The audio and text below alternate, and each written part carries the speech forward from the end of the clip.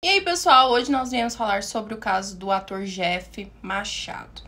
Infelizmente, ele foi encontrado, semana passada, de uma forma que nós não esperávamos, que todos nós não queríamos. Mas eu fiz aí um compilado de todas as notícias que saíram até o momento, de todos os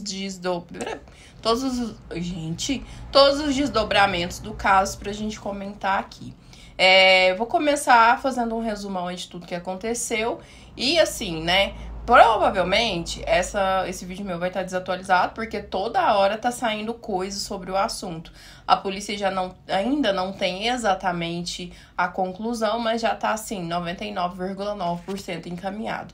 E é isso, pessoal, vou começar, Infelizmente, o desaparecimento do ator de novelas bíblicas, que ele era da Record, ele fez algumas novelas bíblicas na Record, Jeff Machado, acabou da pior forma possível, como eu mencionei no início do vídeo. Com um desfecho horrível, mas ainda sem total solução. Na segunda-feira, depois de ficar quase 5 meses desaparecido, Jeff foi encontrado de uma maneira que a gente não queria, que ninguém esperava. Realmente eu achei que talvez, ele tivesse desorientado, tivesse acontecido alguma coisa, mas que não fosse tão sério assim, ele foi morto. Ele foi encontrado morto. A mãe de Jeff notou que o filho estava estranho mais ou menos lá pelo dia 27 de janeiro desse ano, de 2023. Dona Maria das Dores Machado disse que, apesar da distância, conversava com o filho diariamente pelo telefone. Jeff morava no Rio de Janeiro e Dona Maria morava no sul do país. Eles eram de Santa Catarina. Agora eu esqueci o nome da cidade, mas eles eram de uma cidadezinha lá de Santa Catarina. Ela conta que percebeu que as mensagens que ela vinha recebendo eram muito diferentes do habitual das conversas que ela tinha com o filho, gente? Uma mãe conhece muito bem. Minha mãe já sabe que eu tô estranha ou que não é eu. Quando pediu para que ele mandasse um áudio ou fizesse uma ligação, várias desculpas foram dadas. De que o telefone tinha caído da privada, que não estava funcionando a câmera, que não estava funcionando o microfone. E a essa altura do campeonato, a Dona Maria já sabia que não era o filho que estava falando com ela. Toda mãe sabe muito bem, como eu acabei de falar, um A da gente, um suspiro de um filho. A gente sabe. A gente não, porque eu não sou mãe, Mas a pessoa. Até mãe, quando a gente tá, falando com a mãe, que é. Quando a gente conhece uma pessoa muito bem, a gente sabe quando é ela e quando não é. As mensagens não batiam.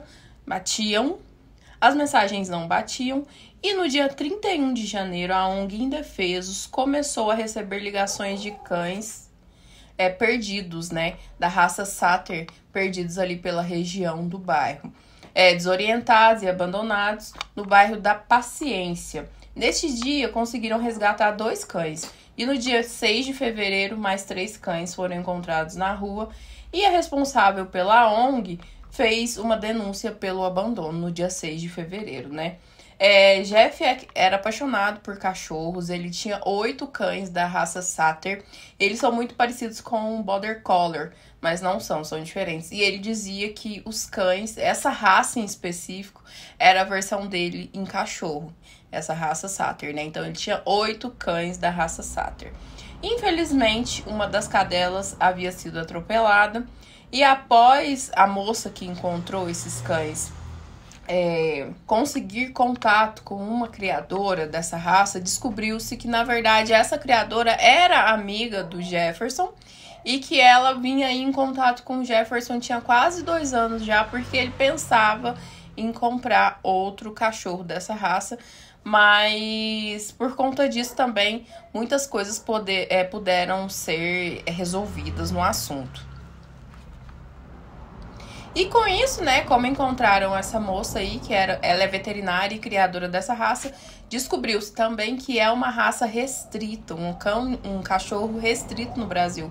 Quer dizer que não tem muitos e que provavelmente os poucos que tem, costumam ter chip de identificação. E foi dito e feito.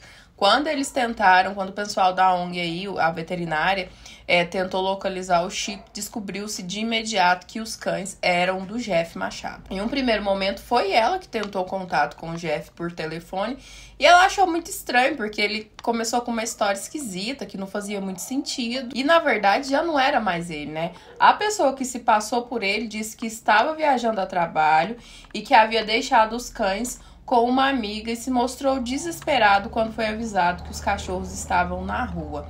Já estava em Jacarepaguá. Ele falou, né, que os cachorros estavam em Jacarepaguá, se eu não estiver enganado. Não sou muito conhecedora dos bairros do Rio de Janeiro, mas pelas minhas pesquisas, a pessoa que se passou por ele pelo telefone disse que os cães estavam com uma amiga enquanto ele viajava a trabalho no bairro de Jacarepaguá.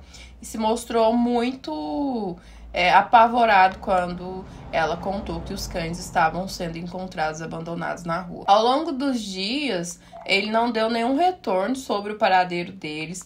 A dona da ONG entrou nas redes sociais do Jeff e percebeu que não tinha nenhuma mensagem pedindo ajuda para encontrar os cães. Em entrevista dada à TV, essa entrevista eu vi. Ela conta que em um primeiro momento ela chegou a ficar com raiva do Jeff, né? Porque quem ama não abandona, realmente. Quem ama seu doguinho aí, seu bichinho, não vai abandonar. Enquanto isso, a criadora, aquela veterinária, acho que o nome dela era Patrícia, continuava insistindo com a pessoa que estava se passando pelo Jeff por telefone para que ele passasse o telefone ou o endereço de quem tinha ficado com os cães.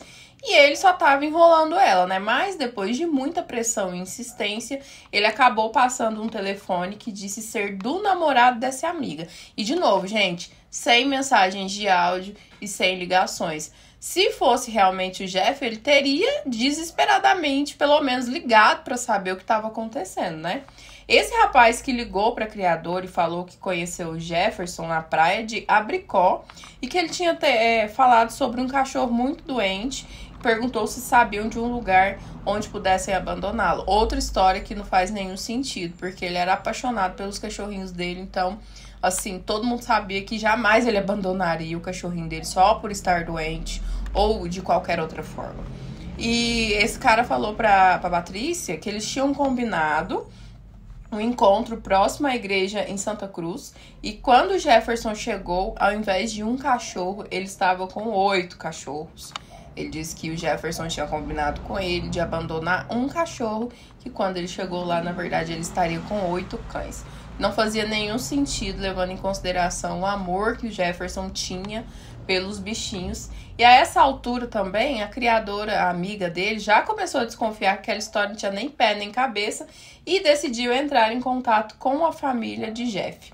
Conseguiu falar com a mãe e com o irmão dele e todos acharam muito estranho aquele comportamento que eles conheciam muito bem, né, o filho e o irmão, e ficou ainda mais evidente que tinha muito tempo que a família não conseguia falar com o Jeff por áudio, ligação ou ligação de vídeo, né? Com isso, a família juntou provas, então no dia 9 de fevereiro foi quando oficialmente o Jeff foi declarado desaparecido pela polícia.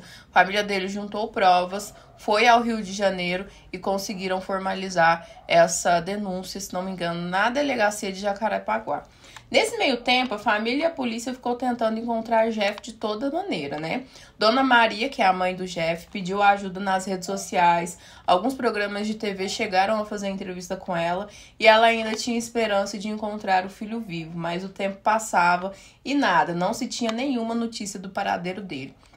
No dia 22 de março de 2023, veio a pior notícia. Jeff havia sido encontrado, infelizmente, sem vida, em Campo Grande. E o que é mais interessante dessa história é que foi os próprios cães do Jeff que, de certa forma, ajudaram a que fosse encontrado ele, né? Porque os cachorros foram encontrados ali na região de Campo Grande, no bairro de Campo Grande. É uma história mais sem pé nem cabeça. Alguém com o telefone dele dando umas notícias que não faziam nenhum sentido. Então, a partir daí, a polícia começou em sigilo, porque até então a gente não ficou sabendo de nada. A gente, que eu digo assim, né? Quem estava acompanhando o caso na grande mídia. A polícia meio que ali por debaixo dos panos começou algumas investigações. E, né, ele foi encontrado, o corpo dele estava dentro de um baú, que ao que tudo indica não, que o baú era dele, né? Tem algumas fotos na casa dele com esse baú. Ele foi enterrado dentro desse baú e concretado a 2 metros de profundidade. Segundo a polícia, foram necessários 9 homens para que conseguissem desenterrar o corpo do rapaz. E tudo leva a crer que a polícia acredita. Tudo leva a crer que a polícia acredita. Tudo leva a crer que foram muito mais pessoas do que só um suspeito que fizeram isso e que eles com certeza tiveram ajuda, né? O Jeff não foi morto no local, a polícia acredita que ele não tenha sido morto no local, e sim em casa, e que teve o corpo transportado para esse lugar. E aí fica a pergunta, como que ninguém viu um baú gigantesco saindo da casa dele? Ninguém notou uma movimentação esquisita, sabe? Ninguém viu, ninguém percebeu nada, muito estranho. Já que o Jeff era um homem grande, forte, que uma pessoa só provavelmente não ia conseguir fazer isso com ele e também tirar ele do local sozinho. O Jeff estava nu, com os braços amarrados acima da cabeça e com um fio em volta do pescoço. Um fio de telefone que amarrava ele. Até o momento, devido ao estado avançado de decomposição, não foi possível identificar a causa da morte e, por conta disso, o corpo de Jeff não pôde ser transportado para a cidade natal dele por via aérea, porque, né, é uma regra aí dos aviões e tal. Então, quando não se tem, de fato, a causa da morte, não pode ser transportado por avião. É uma situação de praxe. Então, Jeff teve que ser transportado por terra e chegou à sua cidade natal de Araranguá, em Santa Catarina, no dia 27, depois de 24 horas de translado, né? A amiga Cynthia Hilzendegger acredita que Jeff pode ter sido atraído por uma emboscada, que deu uma entrevista à colunista Fábia Oliveira, né, afirmando que Jeff foi vítima de um homem que prometeu